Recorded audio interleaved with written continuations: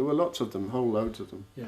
And it was a very hectic time, you know, it was great in a way because it definitely showed the power of the vibrations. It was like someone had shone a kind of primeval sort of searchlight onto reality, and you could suddenly see evil manifesting everywhere. It was extraordinary, you know. And it was actually happening at Caxton Hall. It wasn't just in private. At these public meetings, I know. there'd be, you know, yelping with Mother working on them and everything. I remember poor Hester, poor girl. I remember seeing her sort of hiding in the corner at Caxton Hall, sort of shaking like jelly on a plate, poor girl. But I saw a similar thing, because in the early days, Mother told us that people would be sort of shaking before her. And one time, when this was actually on the first India trip, and this was at Bharata Vidya Bhavan in Bombay. And when Mother would give a talk, it would mainly be in Hindi or Marathi, interspersed with a tiny bit of English sometimes. And so us English would sort of sit at the back, and we'd sort of just sit like this and sort of relax and let Mother get on with it, until we heard her say "tunda tunda tunda," Lahari, which we knew that cool vibrations. Cool vibrations. We knew at that time she was going to give realization, or she was giving realization. At which point we'd get up and work on people. Anyway, one time we were sitting there, and we were sort of like this, and then we heard this old like that.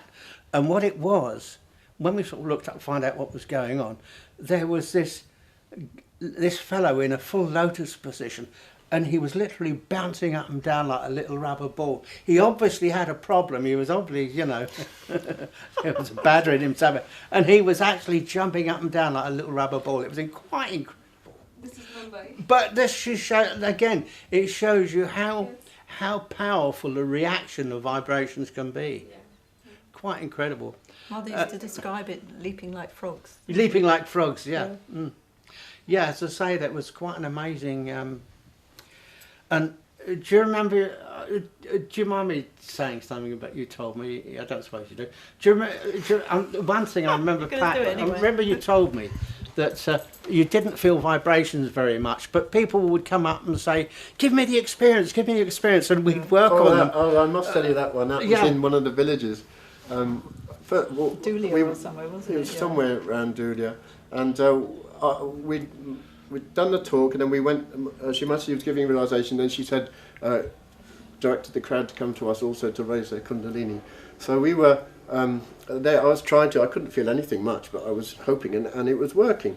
And I could hear Gregoire over just near me. I knew for a fact he'd lost his vibrations because he got caught up off an American seeker on the plane, and he'd just been told off, but I could hear him say, Jagoti has occurred, and all this kind of stuff. So I thought, well, if he can do it, I can do it. So anyway, it was working. I'd go through it, and I'd say, put your hand there, and they'd say, I'd say, is it cool? Yes, it's cool, and I went through a whole lot of them, and then one of them sneaked round behind me and put his hand over my head. He said, sir, you are very hot.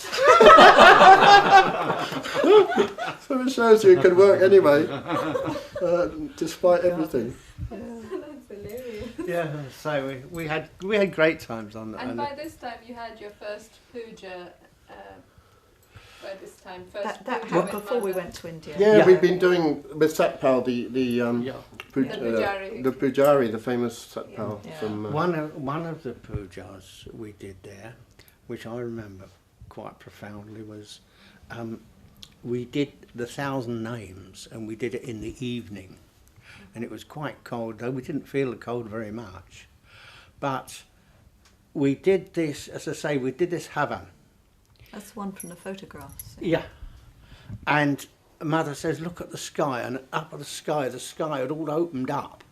The sky was full of clouds except for where we were, and you could see this huge sort of bright opening in the sky.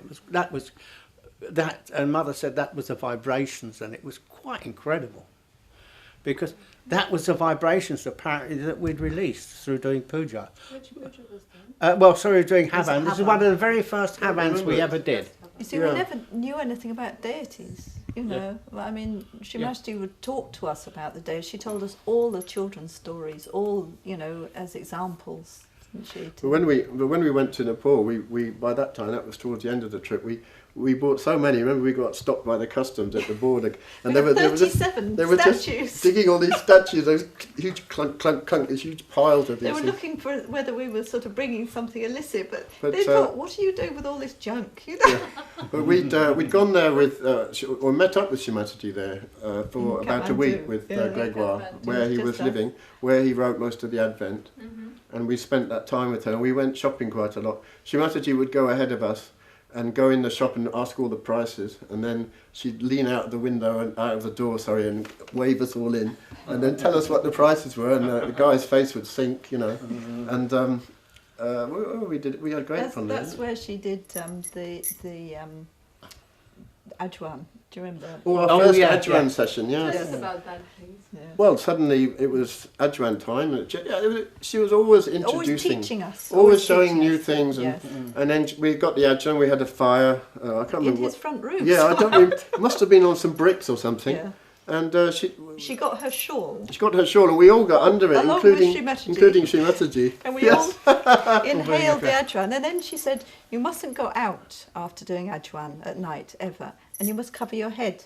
So we all went to bed with elaborate things tied round our heads. Yeah, So after a joint treatment, You should never go out you shouldn't in the go night. out for a and you while. cover your head even Yes. when you go to bed. Yes. I think partly you shouldn't get it cool. You know, you should Yes, you that's should keep once it it's warm. got hot and everything. That's right. But Because that's it what. opens everything up. Yeah. So that was amazing.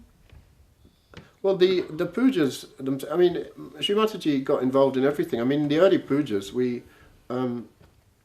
didn't know anything. If Satpal wasn't there, if you listen to some of the early tapes, there's hours of rustling noises and little commands from Shri Mataji saying, just get that thing there and get this thing and now Yeah. do this We and now just do had that. no idea. And No idea. on one occasion at the Finchley Road ashram, there was no one who could read Sanskrit at all. For something we were doing, we were outside. Do you remember? In the and, little back garden. Shri Mataji, we looked through everyone that was there, and in the end, Shri Mataji said, "Well, there's nothing for it. I'll just have to worship myself." And so she read them. By the way, going back to